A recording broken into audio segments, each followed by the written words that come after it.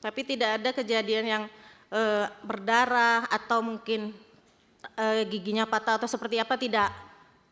Refleks satu kali dan saya tidak pakai atribut apapun di tangan saya, seperti itu. Nah, dan anak itu masih masuk ke pelajaran selanjutnya. Jadi masih belajar sampai selesai, sampai pulang sekolah masih belajar. Jadi kejadiannya hari Rabu, pulang sekolah mungkin dia ngadu ke orang tuanya.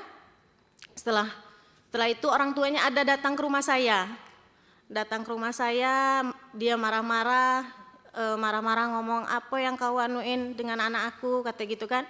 Jadi saya jawab, duduk dulu bang, biar kita ngomong baik-baik kan gitu. Tapi dia tidak mau ngomong baik-baik, akhirnya marah-marah gitu. Sudah tuh sampai ngelontarin kata-kata kasar juga. Sampai dia balik, dia ngomong juga sama saya, mati kau kubuat, kata. Kalau udah secara kasar, secara halus, katanya kayak gitu Pak. Jadi itu mengancam begitu orang tua, mati kau kubuat, kalau udah secara kasar atau secara halus. Bapak pimpinan Komisi 3 dan bapak-bapak anggota yang saya hormati semuanya, baiklah, di sini saya akan menceritakan sedikit kronologi dari awal tahun 2025. Itu bertepat di bulan Januari tanggal 8, kejadiannya terjadi di lapangan sekolah. Jadi anak berkumpul di lapangan sekolah dari kelas 1 sampai kelas 6. Kebetulan ada anak 4 orang yang rambutnya bersemir Pak. Jadi rambutnya bersemir pirang, anak kelas 6 SD. Merah gitu ya, cat pirang ya? Iya, di semir pirang, ini cat merah. Jadi saya melakukan razia, karena sebelumnya sudah diberitahu, sudah dikasih tahu bahwasanya yang dicat harus dicat hitam kembali seperti itu sebelum libur semester. Ternyata setelah masuk liburan semester, mereka masih rambutnya bersemir. Nah, jadi saya merazia, saya potong rambutnya. Anak yang bertiga, teman anak yang ini tadi, mereka menurut, ketika dipotong mereka menurut, karena mereka merasa memang salah mereka, seperti itu.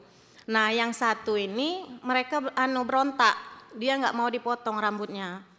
Jadi akhirnya saya bilang dipotong sedikit aja, seperti itu. Akhirnya dia mau dipotong. Setelah rambutnya dipotong, dia putar badan itu ngomong kotor Pak. Jadi setelah dia ngomong kotor, saya refleks, nabok mulutnya. Kamu ngomong apa? Orang tua di sekolah ini ya guru kamu, seperti itu. Kalau di rumah orang tua kamu ya orang tua kamu, tapi kalau di sekolah guru inilah orang tua kamu, seperti itu Pak. Tapi tidak ada kejadian yang berdarah atau mungkin giginya patah atau seperti apa, tidak. Refleks satu kali dan saya tidak pakai atribut apapun di tangan saya, seperti itu. Nah, dan anak itu masih masuk ke pelajaran selanjutnya. Jadi masih belajar sampai selesai, sampai pulang sekolah masih belajar. Jadi kejadiannya hari Rabu, pulang sekolah mungkin dia ngadu ke orang tuanya. Setelah itu orang tuanya ada datang ke rumah saya. Datang ke rumah saya, dia marah-marah ngomong, apa yang kau anuin dengan anak aku, kata gitu kan. Jadi saya jawab, duduk dulu bang, biar kita ngomong baik-baik kan gitu. Tapi dia tidak mau ngomong baik-baik, akhirnya marah-marah gitu. Sudah tuh sampai ngelontarin kata-kata kasar juga. Sampai dia balik, dia ngomong juga sama saya, mati kau kubuat, kata. Kalau udah secara kasar, secara halus, katanya kayak gitu Pak. Jadi itu mengancam begitu orang tua, mati kau kubuat, kalau udah secara kasar atau secara halus. Iya, jadi pas hari Kamisnya kepala sekolah memanggil orang tua tersebut. Maksudnya biar mediasi, tapi hari itu saya tidak diperbolehkan ke sekolah sama kepala sekolah. Karena takutnya terjadi apa-apa sama saya gitu. Jadi kepala sekolah berbicara dengan orang tua tersebut, tapi orang tua tersebut tidak mau karena kami sudah mengadukan ini ke proses hukum, seperti itu, tidak mau berdamai kayak gitu. Akhirnya diadukannya ke Polsek Kumpe waktu itu. Nah, akhirnya saya dipanggil juga, dapat surat undangan, diwawancarai di sana, dan tanggal ada di situ tanggal berapa? Melakukan mediasi di Polsek, sudah sempat juga melakukan mediasi di Polsek. sudah sempat, tapi memang orang tuanya juga tidak mau. Malahan dia menyebut kalau ada jalur yang tidak melibatkan dinas pendidikan, saya tempuh jalur itu. Seperti itu, Pak. Akhirnya kasusnya berlanjut, sampailah ke Polres. Ini saya singkat aja ceritanya, Pak. Nggak apa-apa, detail juga nggak apa-apa, Bu. Detail juga nggak apa-apa. Terus. Jadi pada tanggal 13 Januari, itu Kabid SD kebetulan dipimpin dengan Pak Sabki, waktu itu sempat datang juga, turun ke desa, dan datang ke rumah orang tua tersebut untuk mediasi juga, Pak. Tapi tidak menemui titik temu. Udah itu yang kejadian mediasi di Polsek itu tanggal 22 Januari. Mediasi di Polsek terjadi, ya orang tua mengatakan seperti itu. Kalau ada jalur yang tidak melibatkan dinas pendidikan, saya tempuh jalur itu katanya. Pada bulan Maret, saya beserta suami naik ke rumah ke ketua adat, ingin menyelesaikan masalah ini, mengajak ketua adat untuk ke rumah orang tua tersebut biar bisa diselesaikan di desa, seperti itu. Tapi ketua adat menolak, ketua adatnya datang sendiri ke rumah orang tua tersebut dan memang tidak ada penyelesaian. Tidak ada penyelesaian. Pada tanggal 12 Maret ada surat panggilan mediasi di Polres, itu juga tidak terlaksana. Kebetulan hari itu saya ada kegiatan, jadi suami yang mewakilkan untuk datang ke Polres. Tapi ketika suami datang ke Polres, ternyata pihak orang tua tersebut sudah pulang.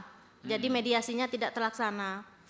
Pada tanggal 6 Mei, pihak PGRI Kabupaten Muaro Jambi turun ke Desa Pemataraman. Nah, jadi berharap ada mediasi juga dengan orang tua tersebut. Tetapi memang tidak ada penyelesaian. Jadi kebetulan Ketua PGRI-nya Pak Ismianto, Bapak ini mewawancarai semua guru yang ada di sekolah. Seperti itu. Jadi gurunya satu-satu dipertanyakan seperti apa. Saya juga tidak tahu keterangan mereka seperti apa. Sudah itu Bapak ini sempat mau mampir ke rumah orang tua itu, tapi orang tuanya nggak di rumah, jadi nggak jadi. Pada Kamis tanggal 15 Mei, saya dipanggil lagi menjadi saksi di Polres Muaro Jambi. Pada tanggal 20 Mei sama seperti itu juga, saya dimintai saksi dan saya ditetapkan tersangka pada pada tanggal 28 Mei saya dipanggil juga ke ruangan kepala dinas bersama Bapak Ketua PGRI juga. Di situ juga kami mencari penyelesaian atas kasus ini seperti apa. Dan pada hari itu juga saya ditetapkan sebagai tersangka di Polres Muaro Jambi. Dan pada bulan Juni itu saya sudah mulai wajib lapor